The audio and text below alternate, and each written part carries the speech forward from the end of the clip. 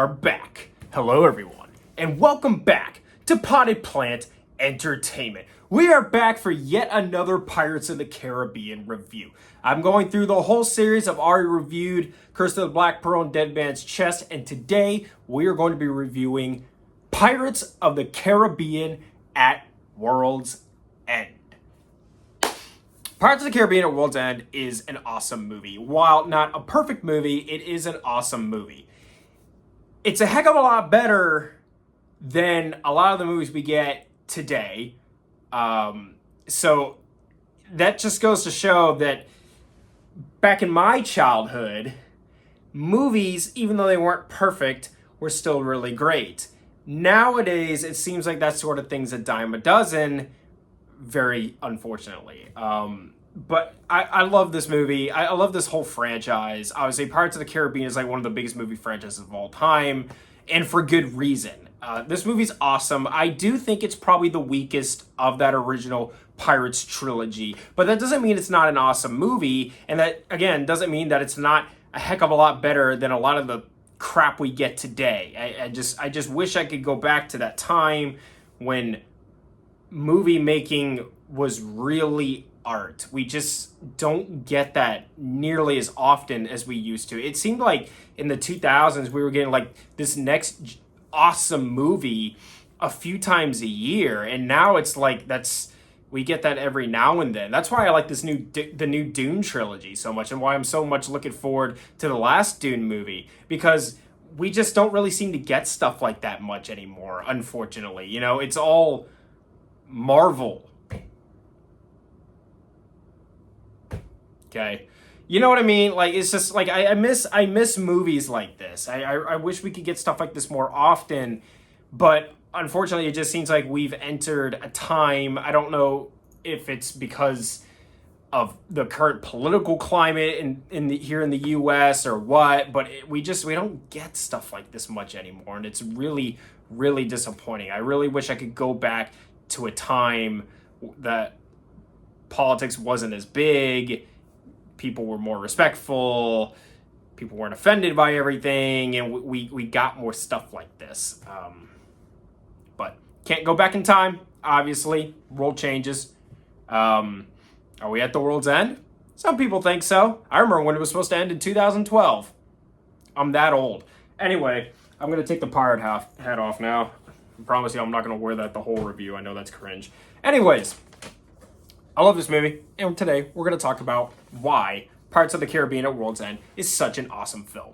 All right, Pirates of the Caribbean at World's End, released in 2007, and it was directed by Gore Verbinski, and it stars Johnny Depp, Orlando Bloom, Keira Knightley, Geoffrey Rush, Bill Nighy, I'm still struggling with that, Jack Davenport, Stellan Skarsgård, Tom Hollander, Naomi Harris, and Chow Yun-fat. And this movie tells the story.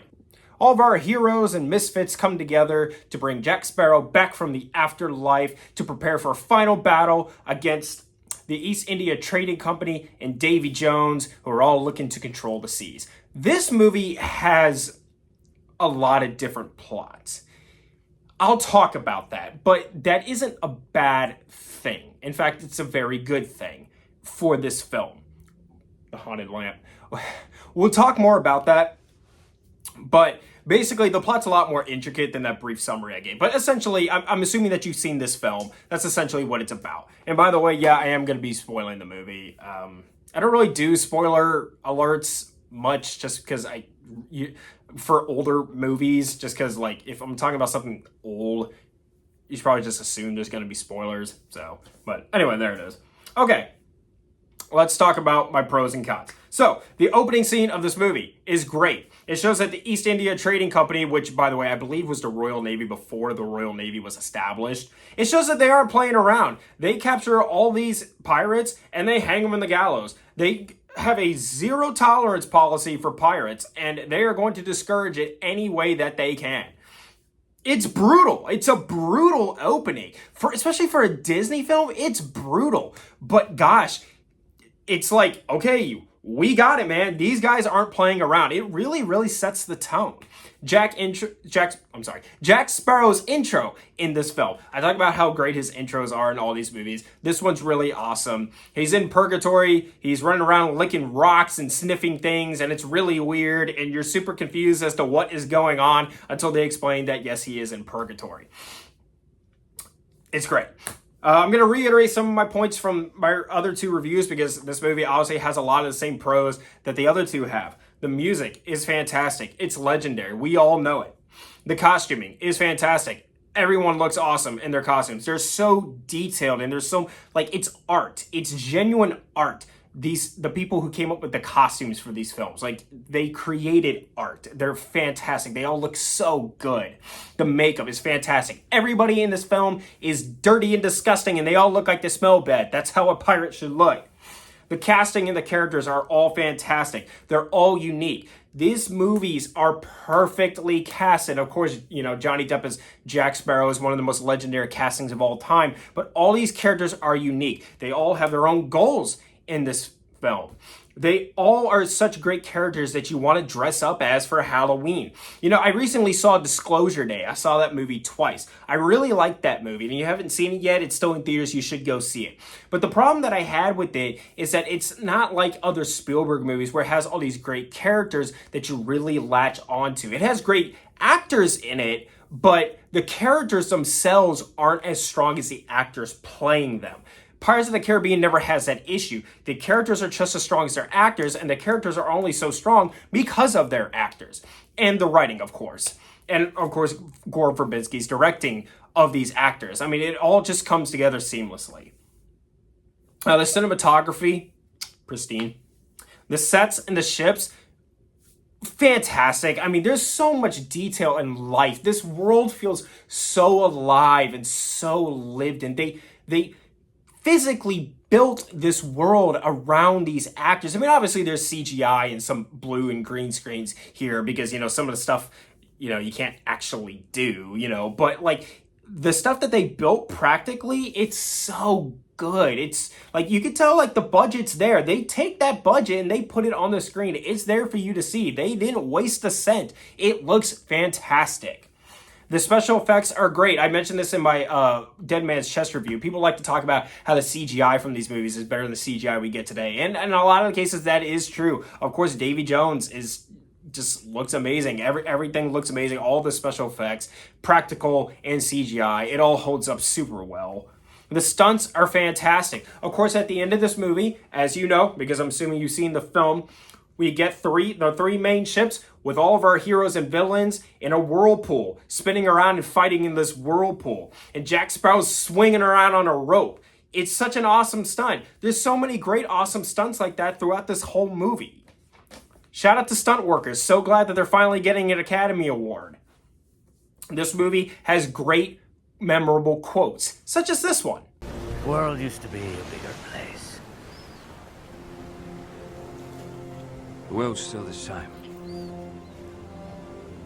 It's just less in it. This movie also has a lot of really good humor in it too. I mean, there's a whole telescope gag between Barbossa and Johnny Depp. And Captain Jack Sparrow, right? There's this.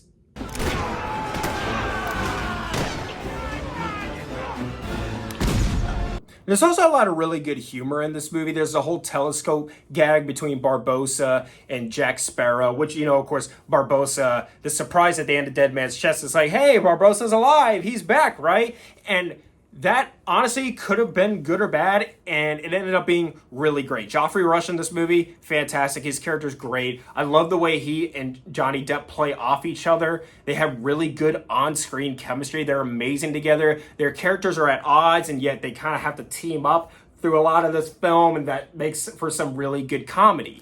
Really, really, really strong writing. This movie just has so many awesome moments. I mean, you talk about like when all the characters get to purgatory to rescue Jack Sparrow. Obviously, all the characters have their own reasons for wanting to bring him back from the dead. But when they all get there, they're like, okay, well, where's Jack? And our ship's destroyed, so how do we get back? And then all of a sudden, that awesome Pirates of the Caribbean theme song starts blaring, and you see the Black Pearl coming up over the sandy hill because it was just moving through this desert. And then there's Jack Sparrow. It's just awesome, dude. Like, there's just so much cool stuff like this in this whole series, and that's why I want so badly. I don't even care if it's milking it. I want so badly to get another Pirates of the Caribbean movies because these movies always had such awesome stuff that's missing from Hollywood now. Why? I want more stuff like this. It's just so cool. This movie's so cool, man. I want to talk about the writing here in this film. Throughout the movie, all the characters are trying to one-up each other, right? Everybody has their own motives and vendettas, and that creates for really awesome on-screen conflict. And throughout the film, their leverage over each other changes. This character has the one up on this one on this one, right? And that constantly changes throughout the whole film, right? This character's on top now, this character's on top, this character's kind of in the middle. It changes throughout the whole film. It's really, really, really strong writing. It's a lot better than just hero versus villain. They're all complex. They're all people, right? They're not like one note. All these characters feel like real people. They're all unique in their own ways. Therefore, they all have their own motivations. And that leverage changing constantly throughout the whole film makes for really awesome conflict. This movie also juggles all the different plots well. It kind of reminds me of a movie that came out, I think that same year. Either that or like a year prior. No, it was the same year as Spider-Man 3, right? Didn't these two movies come out the same year? 2007? Spider-Man 3 had a lot going on. It unfortunately was not really able to juggle all of it together and make it blend seamlessly, right? This movie does do that. It pulls it off really, really well. I love Elizabeth Swann's character in all these films, but I think this was my favorite movie for her. She really comes full circle. She becomes a pirate captain in this movie, for God's sake. Like, think about her from the beginning of Curse of the Black Pearl to the end of this one. I mean, what an arc. She's such a great character. They really put a lot of time into writing and fleshing out her character. She's amazing in this. She's one of the best things about this film. And Gore Verbinski demands a lot of energy from his actors in this film. Like, everybody in this movie is bringing so much energy and so much life to these roles and to these conflicts. It's just like everybody is just like urgent. There's a sense of urgency and they're all on the move. It's great. It feels so exciting.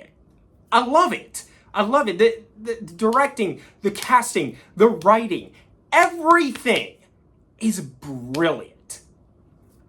Brilliant. I love this movie. I wish we got more movies like this. It's not a perfect film by any means. As a matter of fact, I think normally people view it as the weakest of the original trilogy. I do too. Don't get me wrong. I like the other two a little better as well. But that doesn't mean this is a weak film by any means. In fact, I think Dead Man's Chest is barely better than this one. And I think a lot of the moments in this film one-up moments in Dead Man's Chest. I just have to look at it overall. But this movie is right there with it. Like, just, you know, like the Alien versus Aliens debate. You know, most people probably wouldn't say one is much better than the other, regardless of which one you like better. They're both fantastic. But let's talk about the cons. So, for one thing, there's this plot in the movie where we have all these pirate lords, right, throughout the film. Barbossa wants Jack back because he needs his piece. They all basically, they trap Calypso, right, this goddess, into a human body. Everybody has a little piece that keeps her contained. Well, Jack was one of those pirates, so they need Jack back in order to release her. And all these pirate lords make up what's called the Brethren Court. It's a cool idea. I like it. The problem is that it's not mentioned before, and it's just suddenly dropped on us. Like, hey, this is a thing that these characters that you're beginning to know really well are a part of. And it's like, okay, I feel like this should have been set up in Dead Man's Chest rather than just being dropped into our laps in this movie. Davy Jones takes a backseat to Beckett, which Beckett, of course, is like the new leader of the East India Trading Company. And I just think Davy Jones is a more interesting villain. Now, of course, he gets all the big scenes at the end of this film. Obviously, he gets a lot more to do in this movie than Beckett does, thank God. But he does kind of take a backseat because Beckett has so much leverage over Davy Jones in this movie. Now, Beckett's not a bad character by any means. He's not nearly as like interesting or memorable as Davy Jones. So I didn't like him having so much leverage over Davy Jones throughout a big chunk of this film. Also, if I'm wrong about this, please tell me. It was something that I noticed that I don't think people really talk about, and it kind of confuses me. So at the end of this movie, all the pirate lords gather their crews, and they're all going to go to war against the East India Trading Company, right? Pirates forever. We're going to fight to be pirates because we love being pirates, and we don't care what they say, right? It's awesome. The problem is that only the three main ships fight, right? We've got the Flying Dutchman, the Black Pearl. Those are the only three that actually engage in combat, while all the other pirates sit over here, and all the other East India Trading Company ships sit over here and just kind of watch as the ships spin around in this whirlpool and they fight. And it's like, why? And then, like, at the end of the movie, of course, you know, the pirates win, because that's obviously going to happen. And then all the pirates are like, yeah, we won! And I'm thinking, like, you guys didn't do anything. Y'all just sat there and watched the three of them fight. Like, why not have, like, all of them around the whirlpool fighting in the background? But they don't. They just kind of sit there with, like, popcorn and watch the show. Is there some kind, like, am I wrong? Is there something there that I'm missing? Maybe there's a reason for that I didn't pick up on. I just thought it was really weird. And also, the biggest problem I have with this movie, and I think this is probably the biggest problem that everyone has with this movie, is it has pacing issues. While there is, like I said, a lot of energy and a lot of urgency in this film, the movie does stall quite a bit for exposition, and that's a little disappointing. The movie, with credits, is almost 3 hours long. It really doesn't need to be quite that long. I think there's some fat here that could have been trimmed, but also I feel like a lot of the exposition was really needed in order to get us where we need to be. So how much fat could you realistically trim off of this? It's a weird balance that you have to find when you're doing a movie this big with this many characters and this many subplots. Exposition is a trap that you can fall into. And this movie does fall into that trap, unfortunately. But I wouldn't say it's ever boring. It's not a boring film by any means. It's just sometimes the movie kind of stalls so they can get this information out. And so that's a little disappointing. But I love this movie. So talked about how much I love this at the beginning of the video, so I'm not going to dwell on that too much more. But this is an awesome film, and it's so much better than crap we get today. Also, do y'all like my necklace? Shout out to my girlfriend. I wish I had this one when I made my review for Curse of the Black Pearl. It would have been more appropriate for that one, but still, it's awesome. She got me this shirt, too, so shout out to her. She's awesome. But with all that being said, I'm going to give Pirates of the Caribbean at World's End an 85 out of 100. Now, again, I do want to reiterate, I had the same problem with this film that I did with the other two, which is I'm having a really hard time assigning this film a number. I almost feel like giving it a 90. But I don't like it as much as I like Curse of the Black Pearl. I don't even like it quite as much as I like Dead Man's Chest, but I do think it's just super close to where I can give it the same number. But I don't really know how to assign these movies numerical numbers. All I really know is that I love them, even though they're not perfect, and they're awesome. That's really what I know. So again, I'm going to say it's an 85 with an asterisk, because really it's an awesome film.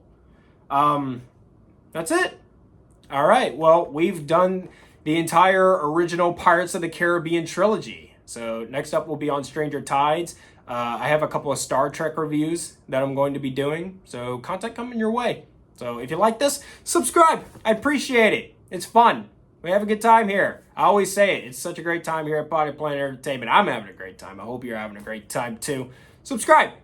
Check me out. We'll have fun. It's not weird at all here. It's not weird at all. Okay, I'm gonna go. Bye. You just made no